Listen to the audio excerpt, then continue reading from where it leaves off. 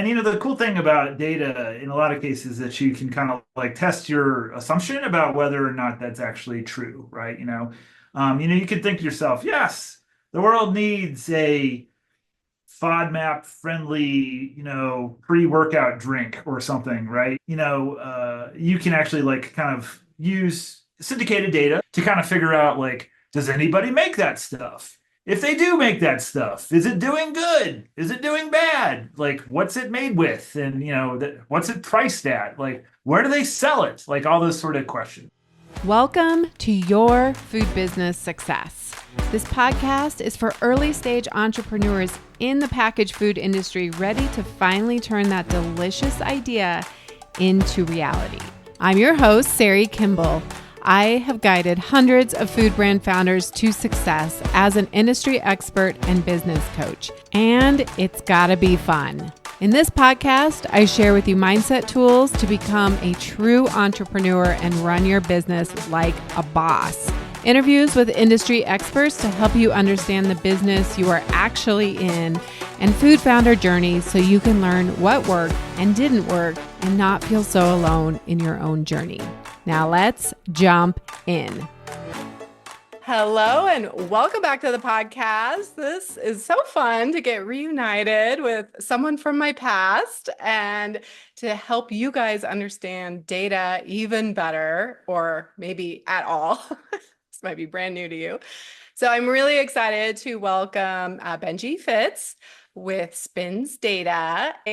He is the Director of Customer Education at Spins. And so we're really excited to welcome you today. Hey, Benji. Hey, thank you. It's great to be here. I'm super stoked to be here for the podcast today. Well, I've been saying for a long time, I really want to have you on the podcast. And then we were at a Naturally Boulder event, and I was like, okay, enough of like someday we're going to do it. And this is such a perfect time to have you in. And I know your role's been changing.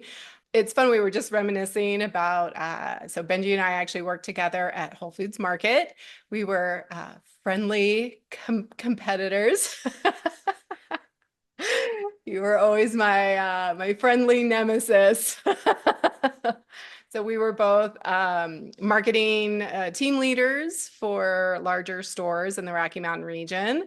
And so I was at Fort Collins. You were at Santa Fe? Santa Fe, that's right. Yeah. Yep. Okay. And, Whole Foods love to do competitions, but you were always somebody that I really admired. I mean, it was very like, I was like always gunning, like, what's Benji doing over there? He's the guy to beat. It was a different world back then, Like I was kind of thinking about this earlier. I mean, do you remember what your monthly budget was for marketing stuff? Mine was like $10,000 a month or something like that. You Yeah, remember? it was, I don't remember the numbers, but I remember always feeling like, wow, I have a lot of money. Yeah, we How got to do cool is some cool that? things back then, some cool events and like sponsorships and things like that. So those are fun So times. much community engagement. And yeah, we did some really fun stuff. So it's a little bit of a different world now, but now I told you I was reading over your LinkedIn bio, and because I was like, I took the layoff in fall of 2015, but you stayed on and evolved your career kind of into the more of the marketing analysis and data. And so eventually then switching companies to Spins Data, which is what we're here to talk about today.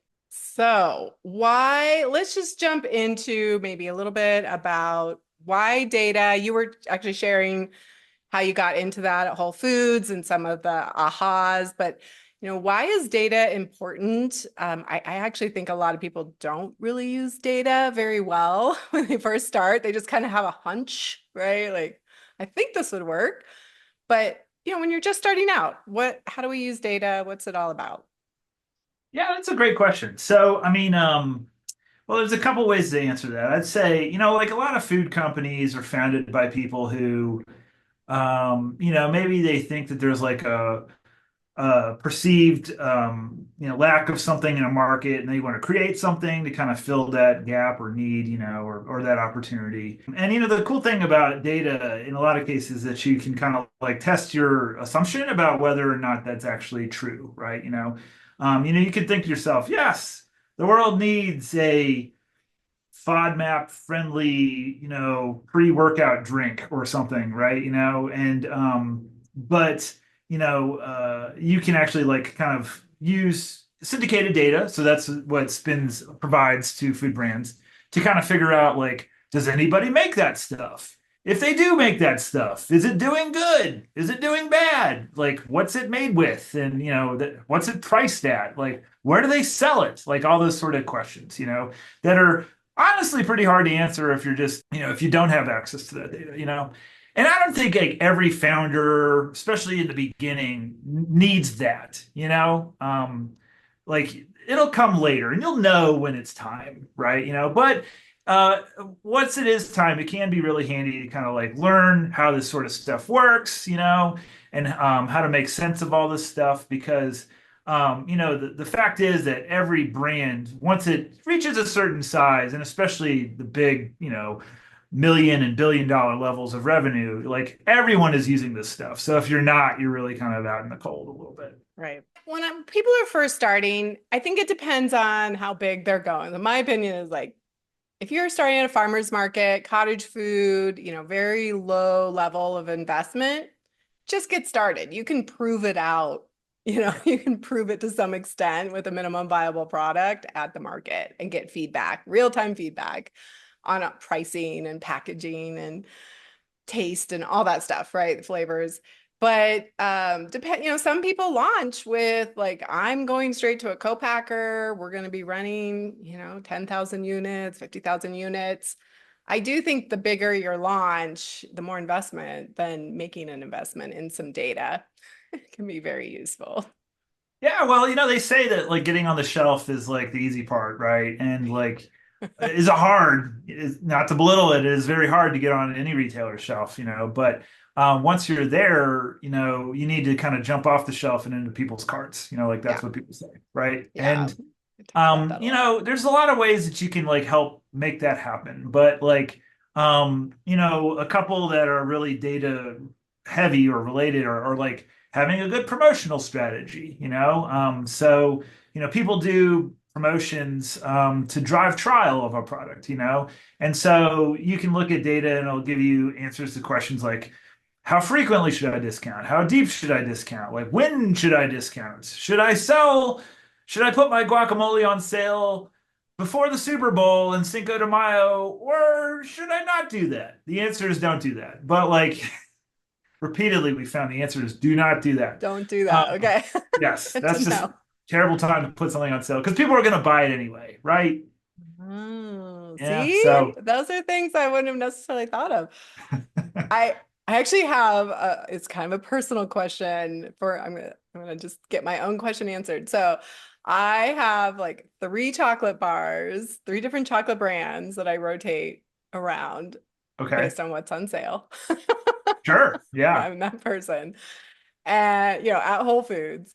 And I'm always so curious what their promotion strategy is, right? Like why they choose to go on sale when they do, how frequently, does it tie into certain holidays or not? And then even I'm sure that the spins help with like deciding how much to discount it as well.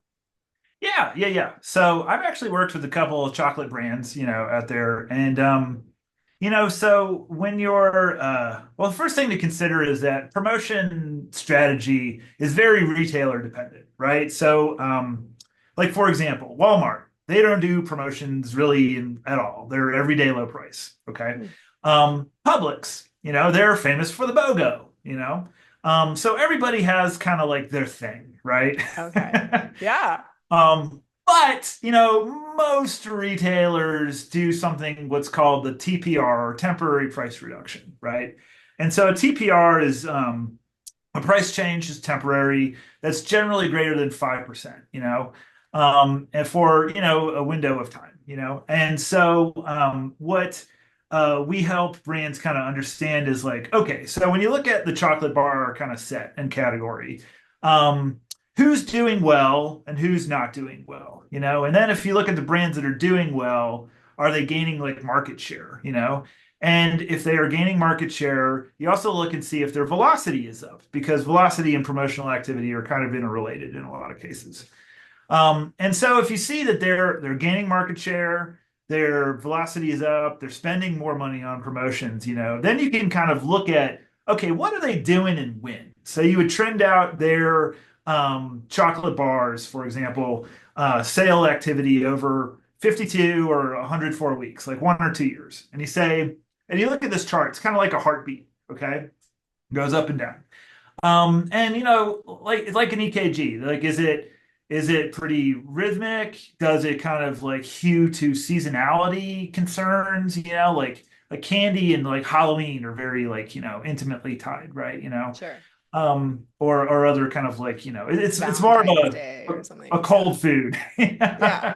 Cold weather food. So, you know, you can see kind of like, well, what are they doing? And then, you know, over these time periods. And then also, how long is the promotion? Is it 2 weeks? Is it 4 weeks? Is it 8 weeks? Is it 12 weeks? You know, are they going like a measly 10% off? Or is it like 40% off? And then also, what's the lift from each of those kind of like events that kind of happens over time? And so, you know, we're able to give brands advice on like, well, this brand that's crushing it, you know, is doing this frequently, this depth, this discount. And so if you want to like compete with that, well, A, you should know what they're doing, right? And then B, I mean, how can you outthink them a little bit? You know, the best time they say to go on sale is like right before your competition. Work for you. You know, fortunately, you know, there are a lot of brands and clients out there that kind of put this stuff on autopilot. They run the same playbook year after year, you know, Right. and then that can be kind of rough. And then you have to question yourself, am I just kind of like wasting money or giving away margin at that point? So, yeah. Yeah, I would think in that example, because every now and again there'll be two of the three that are on sale at the same time, and they're Yeah. probably like, Yeah. oh, dang it. Now we're both Yeah. competing and we're both on sale, right? We don't even get the Well, true. yeah, it gets complicated. I mean, it's like, you know, another example would be like a National Ice Cream Day or month or whatever. Yeah. You know, like for whatever reason, you know, retailers are always like, oh, we got to put our ice cream on sale for this week or two. That, you know, it's National Ice Cream Day, and so like every brand kind of does it, and like, is that really a good use of money? You know, like, because everyone's kind of doing the same thing at the same time. It's really like it's almost as if nothing was on sale at the same time. You know what I mean? Right. So. Right. Yeah. Yeah. So interesting. Anyway, that was a little bit of a tangent, not all in our topic list, but very fascinating how you can use data to help, again, drive, I think, make decisions. And we've been doing a CEO series on the podcast all about making decisions and how do you step into the role of CEO and really look towards the future of like your long-term visions. And I think as you scale, as you grow as a brand, data becomes more and more important. Can you take us like let's take a step back and just tell us what Spins is and like where do you guys get the data? What is it? Like what do you offer? Because I am sure a lot of people listening, this is probably maybe their first time hearing even the word or Absolutely. Okay, acronym. so Spins is we're a data provider, and there are for consumer goods, for food, CPG, right? There's three data providers out there. So there's Spins, and our specialty is in the like the natural channel, the natural sector, right? We also cover conventional data as well because we have a partnership with one of the other data providers, which is called Circana, and it formerly was IRI. Like, they changed names last year. And then there's a third one called Nielsen, which a lot of people have heard of, like Nielsen TV ratings, which is actually a separate business from Nielsen, although they were the same at one point. But so there's Nielsen, Circana, and Spins here. And so what we do, what all of us kind of do to get data is that we have partnerships with like retailers. Okay, so in our case, you know, it's natural grocery stores like Sprouts and the Fresh Market and, you know, NCG and Infra and the co-ops and all this sort of stuff. All these like retailers. And they, at the end of every week, they send us their basically receipts. Okay. And these receipts contain like a couple pieces of information. They contain like the UPC, the number sold, the price, like essentially that sort of stuff, and the location, right? And from this, it goes into a like big Google Cloud type thing, and we're able to kind of populate categories of products. So for example, Cliff Bar or whatever, Luna Bar, they're in wellness bars. The wellness bar category. So we build these categories and departments and subcategories and all this stuff that have all of the brand performance, within each category. And we're able to look at not just things like dollars and units sold, but also other measures like pricing and velocity and distribution. So we can tell you with like very high degree of confidence, oh, well, at, Sprouts or whatever, Cliff Bar is sold in 99.9% of the stores over the last year. And its, retail price as a brand is, 381 or whatever. And they move like 10 units per store per week, for the chocolate chip flavor and whatever. And on top of all that, the thing that really makes Spins unique beyond our partnerships with like great retailers like Sprouts, for example, is that we have really deep attribution. So, products have like claims on the label, like gluten-free or organic or, keto or vegan or whatever, right? There's a lot of them. We have over 200 attributes that we track for a variety of products.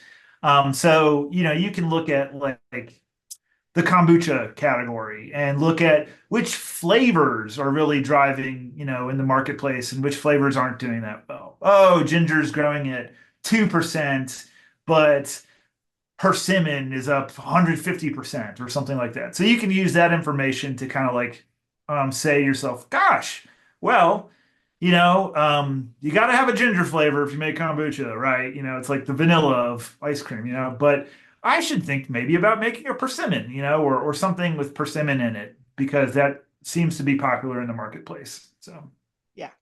Yeah, that makes sense.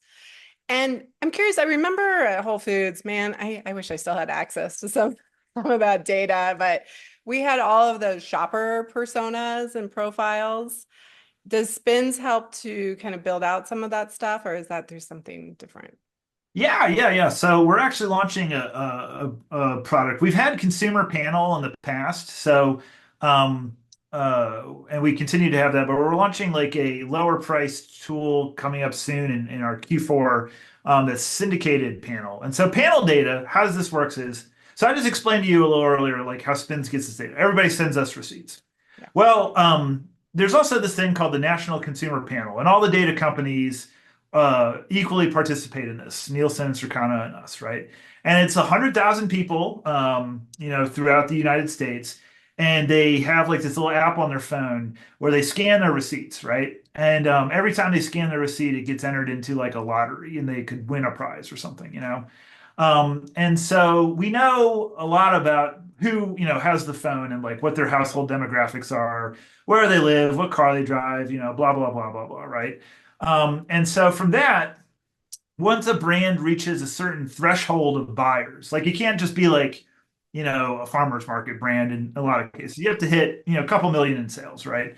Then you can tell like, gosh, like people who buy, my stuff are, they drive a Prius and they make about this much money and they live in these spots, and yada yada.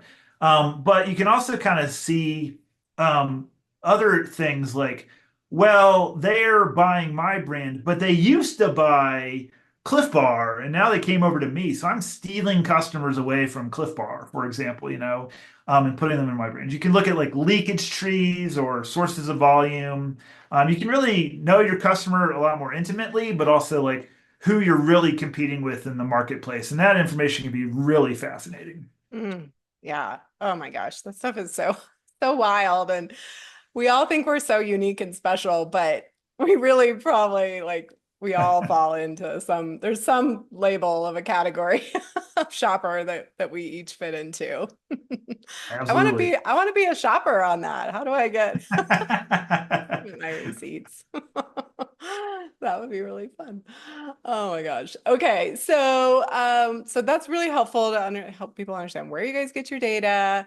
And so how do you like at what point do you start to see brands starting to really like that it would make sense to start using data from you guys? And I would imagine that there's different tiers, right? Because I have had brands that just go and buy one report Yeah. versus a brand that's going to be getting like ongoing data. So kind of can you maybe break it down for us of like when would you need kind of that just like, oh, I need a report, and then when would it make sense to be using more data frequently? Yeah, so generally speaking, once you're if you're a brand that's in a couple main key retailers, your revenue is getting north of 750K a year, or maybe $1 million, on and on and on. That's where like you're kind of you want to start to do a couple things. You want to start to like look at the performance of your brand in those accounts, right? Which you can only really do uh comparatively if you get syndicated data. Like a lot of retailers, like Whole Foods Market is one where you get access to the vendor portal, which is cool. I mean, it's free, right? We all love free. But the thing that you're missing in that is like it only shows your brand's performance. Like, if you make a wellness bar, if you're what's the honey bar in Colorado? Oh, Honey honey honeybee. stinger? Is that what you're thinking? Maybe Honey Stinger. Yeah. If you're Honey Stinger and you're like competing, in the Stroop waffle category or whatever, you know how many Honey Stingers you're selling, but you don't know how many, Stroop waffles that the competition is making. And so you may think like, gosh, my business grew 20% over last year. That's great, right? But maybe it is, maybe it isn't. You don't know until you figure out kind of what the other brands are doing. So from a revenue perspective, like generally our brands, clients we end up working with are, north of $1 million in annual revenue. Because it's not an insignificant expense. However, we have launched a platform at Expo West this year, which was called Ignite, which is a free data platform where anybody can sign up for it's about a 6 minute category review snapshot for any category you choose. If you go to spins.com/ignite, and you can just sign up with your email address, pick your category that you want to analyze. If you want another category, sign up with a different email address. Don't tell them I told you that. But It's our little secret. and you can kind of like see what the size of the market is and if it's growing or not, or what the main, product types growing in that market are. And that information Yeah. is useful to anybody. I would encourage, especially small, founders to know what like the total addressable market is for whatever they're getting into. Because it can be really interesting to see like, oh, well, how big is the wellness bar category? But then also dive down a couple clicks and say like, well, are there any like FODMAP wellness bars? And is like that growing or not, or so on and so on. So having that kind of anchor is really good because once you know what the size of the market is, you can say, well, one day, if I had 1% of that market, how much money would that be? And then from that piece of information, you can build a lot of forecasts and models yourself. And, like it's like kind of the core piece of a business plan in most cases. Yeah, absolutely. That was the other thing I was thinking of is, if you're going to have to put together any kind of business plan for a pitch competition, or you want to get loans, or even, sometimes friends and family want to see that. If you're borrowing money, that there could be that would be really valuable data. And that's very cool. You guys are made that snapshot anyway free, which is awesome. Yeah. Yeah. Absolutely. Yeah. Like for investors, and those sort of things, a lot of times they want to see like the size of the market, what you think you could capture of that market.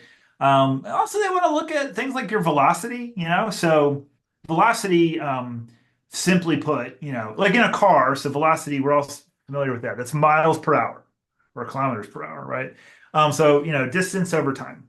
Yeah. And in CPG, velocity is your sales divided by some measure of your distribution, right? So it's your, units sold per store per week or something like that, right? Yep. A lot of different ways to measure it, but investors kind of want to see like, well, what's your velocity? How does it compare to the competition? Is it growing or shrinking?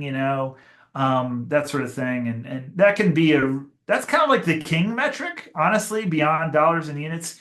That's something that retailers are very concerned with. Is kind of like the throughput of how a brand sells on the shelf. How many units you're moving per week. That's a huge thing that they use to decide whether or not you're going to stay on the shelf or not. Yeah, I remember I did a social media post a long time ago where I took a photo of a brand that was like a Colorado brand that I liked that had the last chance, tag Oh on yeah. it. And it's like, oh, like I see those last chance tags. I'm like, oh man, like somebody got, that brand. Basically, the store, the category manager is reviewing the data and seeing like, the velocity just isn't there because this is, price per square inch, right? This is how they make their money. And it's unfortunate, but yeah, if you're not moving your product quickly enough, based on their expectations, then unfortunately they start eliminating you and replacing you with something that they think will work better. Like to that point, like so there's a Sprouts near my house. I love going to Sprouts. And where do you find new products in Sprouts? There's three spots, okay? So Sprouts, they have this thing called the Innovation Center, which is like a shelf that, has a lot of their new products. Great place to go, like if you're a foodie like you or me, right? Fun place to Yeah. go shop around. Often you'll see like, oh, I know that guy, like, which is really cool Yeah. to see your Yeah. stuff. The other place you find new products is like on the regular shelves because maybe they've been launched by a brand that's like, a legacy brand or has been on the shelf and it's a new product there, right?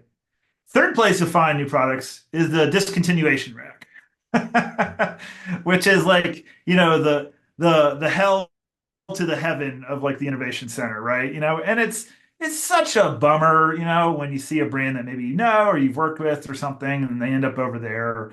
And like the honest truth is like a lot of category managers, like, how do they make those decisions? Well, a lot of it's based on velocity, and what they'll do is they'll use something like quartiles or fifths, and they'll take a category and all the items in the category, and they'll say, all right, I'm going to put them into five buckets. Like the first one will be the fastest 20% moving items. Like those can't get rid of them, can't touch it. Right. And as a matter of fact, I want more stuff like that, right?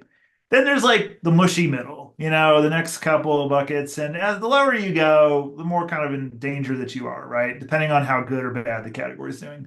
And then the bottom 20%, like that's bad if you end up in that bucket, right? Because then you're pretty much ripe for discontinuation because it's a fixed sum game, right? There's only, in most cases, in grocery shelves, 4 linear feet of space, right? And they're not, adding on feet to these shelves, right? So they got to just, pick winners and call out the losers, and that's just kind of how it goes. I know. It always just breaks my heart because I'm like, there's like real people behind this who put in so much effort and heart and soul. But it's a weird formula because I mean, there's always going to be a bottom 20%, and there's always going to be a top 20%. Like, but what if everybody, is actually like you're still doing well?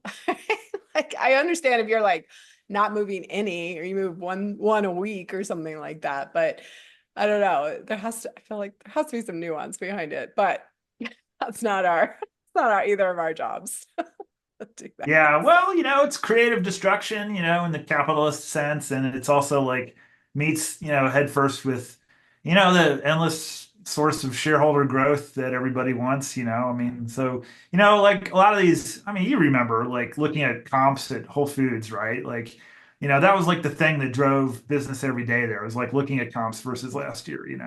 Yeah, So exactly. how can you incrementally make progress as a grocer or retailer against that? And Yeah. a lot of it is having like, cool stuff that people want. And so some categories, these managers will take a flyer on something that, seems unique or interesting. And sometimes they just want to stick with, like the Cokes and Pepsis of the world. And, Yeah. that's it.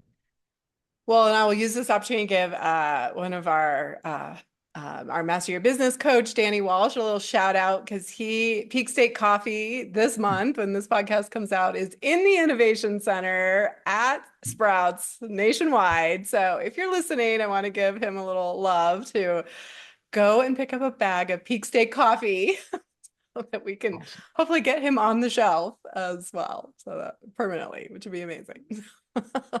Take that opportunity since it's my podcast. um, so, well, the other thing with that came up was like you as a brand also need to always be innovating. Once you're on, and we're talking about like bigger brands. I think sometimes people try to innovate so early, and I'm like, whoa, whoa, whoa. Let's just get your base three core products. But stores are trying to make room for innovation and new, fads and diets and trends and flavors and all of that. So if they're seeing a brand that's really working and then they add another flavor, right, they're going to want to make room for that. That's going to do well. One thing that's interesting about innovation and retailers these days is like, so I was talking to Kim, who's the main forager at Sprouts, like last year at Nosh and BevNet, and she was telling me that so she's a forager. So foragers, they bring in like new products to the store. Whole Foods Market has foragers, Sprouts has foragers, other retailers have versions of that. Cool job, cool job. Right. I always wanted So, that job. I'm like, how do I get that job? dude, oh yeah, there's like 10 of them in the world. It's amazing, but pretty cool. So she was telling me that it's really interesting that these days, when brands pitch her or her team, that they have a lot of like DTC data that they kind of show her.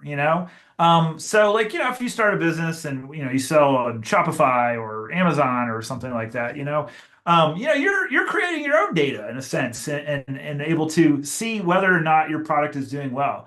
And she thought that was just really fascinating because like, 10, 15 years ago, 20 years ago, whatever, people didn't have that option, right? Yeah. And so they couldn't, it's a really great way to show off that, hey, I made this thing, people like it apparently, you know, and people are responding to it in some sort of way, and that can be often a good way to get your foot in the door. And it's important to know that DTC data and retail data, just because something was popular on your Shopify website doesn't mean it's going to crush it at Sprouts. I mean, like, and it's like different languages. So really got to be careful, but it can be a good anecdotal kind of like stepping stone when you're kind of making your pitch or your sell story to kind of highlight like, yeah, we made this thing. It's got this like key difference from everybody else. Maybe it doesn't have a huge number of key differences, but it's just like we honed in on this one thing that really resonates with people. Um, and they love it. And so we think that also you can kind of harvest your own data from those sort of portals about who's buying this stuff, and kind of use that and redirect it in your conversation with retailers. Say like, well, like our customer online is like, so and so, and that really matches really well with the type of people that tend to shop at your store. Right. I think kind of mixing the data that you might get even on Ignite and then mixing it with your own data. Because ultimately, some people might be like, oh, data, like that's so boring. But like people like you and I were like, oh my gosh, this is amazing because it tells a story. And I think that's the whole point of data, is for you to really validate and to be able to highlight a really great story. I'm sure Doug Helbig, right? With Green Spoons now. Oh yeah. Mhm. Okay. So he was on my podcast a long, long time ago, or like first year. But he talked a lot about building that data story, right? And even if it's just like keep farmers market data, like show that you went from, 10 to 100 a week. Keep that, Shopify data, and then blend it with kind of national retail data as well. And you got a pretty compelling story to at least get some eyeballs on it, right? Get some interest. Yeah, I mean, the sell story or retailer pitch, right? Um, it's kind of funny because like, you would be surprised how long a brand could coast on like good vibes or marketing. Like a surprising and if they're especially if they're just naturally doing well, like they can go a long time with just like a good tale. Before you really need to enrich it, especially with like syndicated data, but a lot of times they start off with a couple essential like fundamentals, and that's like data points about who's buying this, why we made it, why this is a need that needs to be addressed, in grocery today and that sort of thing. So it's good stepping stones or beats in kind of like this tale that you're telling someone to kind of convince them to take a chance on you. And whether that's an investor or a retailer or your uncle who's Mr. Moneybags or whatever, like, yeah, I mean, it's you got to kind of be convincing, and it can be like the sort of thing that puts your message a little bit over the top and enmeshes it more in reality. Yeah. It's not just like, this is my fairy tale story. I'm telling from my perspective, it gives a little bit more validation for people. Yeah. So, And you know what? There's a lot of ways that you can kind of get free data. Like, so, I talked about the Ignite program, which is great. But, just out there in the world, like to spend zero money, like I love thought leadership that like our company publishes, but also companies like Mintel. So they do a lot of like ingredients and flavoring sort of stuff. And they'll often put out decks and things like that. We'll talk about the size of a market, what's growing and who's buying it and all that demographics and stuff. You can really cherry pick that a lot for some great stuff. I love the Dive family of websites, Food Dive, Grocery Dive, Retail Dive, C-Store Dive. Those are just amazing. Snack Shot can be a great, blog too to check it out. Also, another shout out to like Google Trends, so like let me talk about this for a second. So Google Trends is a free, it's trends.google.com. It's free. You go to it and you put it in a search query and you can see how popular it is over time. And that time frame can be changed from like, 30 days to go back like 12 years or something. And we've actually, it spins like for sell stories and other like discovery style questions have actually used that because it trends things out on a weekly basis. And the trending actually matches our data in weeks, right? And so like, for example, I had a customer, they were asking me, so they made like a healthy snack, like a thing that probably doesn't sell all that great in, October, November, December, but really crushes it in January, right? Like something like that. And this was back in like 2022. And they had this hypothesis, and it was like, I think that the seasonal bounce that I get in the new year was muted this year compared to other years. And his theory was it was the Delta wave of COVID. And we were like able to kind of like test that a little bit. So we built this group of like foods that typically have a bad Q4, but then a great Q1. So like the example would be like a rice cake. Like nobody's eating that for Thanksgiving, right? Forget about it. But it was like stuff like that, like workout supplements, blah, blah, blah, blah, blah, right? Tofu, right? And we kind of married the trended sales of that with like people's search queries on like COVID related stuff, immunizations, like why did I lose my sense of smell, like all this kind of stuff. And over and over, it kind of proved out that not only would you see it in like infections at that point, like there was huge wave of infections, but there's all this search traffic related to this sort of stuff. And the fact was, it's just in January of 2022, people were just sick in bed and they were out buying rice cakes and Cliff Bars and whatever, right? And it was like noticeably muted, not only in sales, but because of that. And it was like 10% difference from the year before. yeah. So kind of fun. So Google Trends, amazing way to kind of see like, oh, is this diet trending? Are people still searching for keto or not? Like that sort of stuff. Right. Yeah. How often do you think, I mean, obviously it matters. If you're a very large brand, you're probably accessing data like this daily, weekly, something like that. But if you're like, sub 300K, how often do you think you should be accessing kind of market data or specific retail data to be able to make decisions if you were to? Well, like some people kind of use data for a couple different, reasons, and like those, generally speaking, it's kind of boils down to like product development, like performance reporting, and then sell stories, And so product development and sell stories are kind of more like, all right, I'm going to go dig into data and then create this deck or, innovation pipeline or whatever, and kind of, it's sort of like a one and done thing every 3, 6 months or something, right? Sure. Performance reporting, though, is one of those things where it's like, oh, I want to look at this every month or every quarter, depending on, what's going on, right? So sub 300K, to me, that tells me that you're probably in like, two, three retailers, maybe something like that. Um, it's Kind of one of more those things that you should be regional, like, not national. That would be, yeah, yeah. like you should be aware of kind of how you're doing. You should hopefully be aware of how the competition's doing. But it is like it's a thing to do, and like uh and learn, and there is a learning curve to it.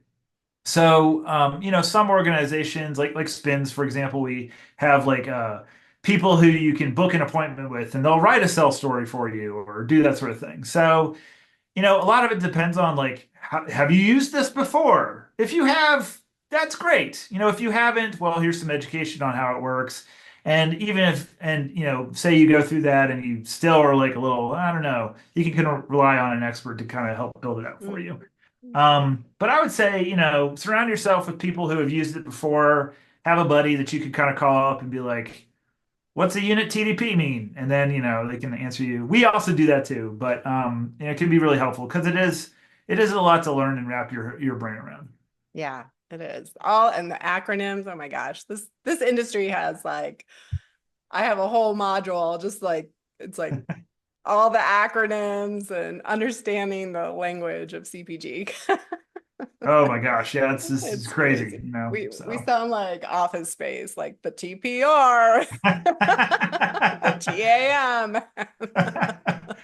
Yeah, no, I mean, yeah, there's a lot to learn. One thing I will say, so I'm the director of customer education, like you introduced me earlier on this podcast, and we are building now a better like learning website for people Oh, to great. kind of go to, which will be free to the public, where they can kind of learn about data, how it's collected, what you do with it, and we want to have like examples on there too of like, well, what's in a sales story, or what's in an executive summary for my CEO, or whatever, or what Yeah. should I be putting in this report. So we'll have like an example library there, which will be really cool, and hopefully inspirational for people, so they can see what they can kind of build with this stuff. Oh, that's amazing. So glad you're doing that. We're really excited to have Benji come join us for Fuel VIP call in October. And you guys, people in the membership will be able to get to ask you questions, but you're going to be doing a really great presentation for us that we're really excited about. It's all about breaking into retail and how you pick the right retail partner, how you build a sell story, do a great pitch, and just kind of an overview of that natural retailer landscape. So anything you want to add to that as we were just brainstorming, everything will be in there. I think it'll be a great time. Super stoked to kind of be able to kind of deliver this like content that I hope that your audience will find like not only useful but like inspirational. And of course, I'll be on deck to answer any kind of questions that kind of come up with it and help guide people with how they can kind of turn the stuff that we're going to lay out there into kind of like a good strategy. It's so fun. Like, who would have known, back in 2012, when we were both working for Whole Foods, that we'd be sitting here in two totally different places on a podcast talking more about CPG. So it's so fun. You know, Let me ask you a question. Do you ever miss working in the store on Thanksgiving? Like I Oh, kind of do. well, I was gonna say in the store in general, yeah, sometimes. I'm gonna say that's a no. I don't think I ever worked on Thanksgiving, certainly leading up to Thanksgiving. Oh, I loved like the frantic, like, so they made all of us marketing people go out on, Yeah. face shelves and whatever. And I just like loved how busy it was. And then you'd like get all these people who are just like, oh my God, where are the French onions? And like, how do I make a pie? And, like you'd help these people out. I would go back. Sometimes I think I still have my old apron. I could just go into the store and work there for free or something one day. I think with that. Just start, Benji's in there, just facing shelves, turning Yeah. product. Like, look at that aisle. That's the best looking aisle. Take a picture of it, send it to the regional president, bam, there you go. There we Who is this go. I guy? love it. Love it. Well, thank you so much for being so generous with your time and your insight. I think this was a great conversation. And of course, can't wait to see you soon on, well, I'll see you in Colorado because you're coming here. And then we'll see you inside Fuel VIP as well. Awesome. Thanks for the opportunity. And it was great talking with you today. The smartest thing you can do as an entrepreneur is to invest in a who to help you with the how, to speed up your journey and help you skip the line. When you are ready for more support and accountability to finally get this thing done, you can work with me in 2 ways.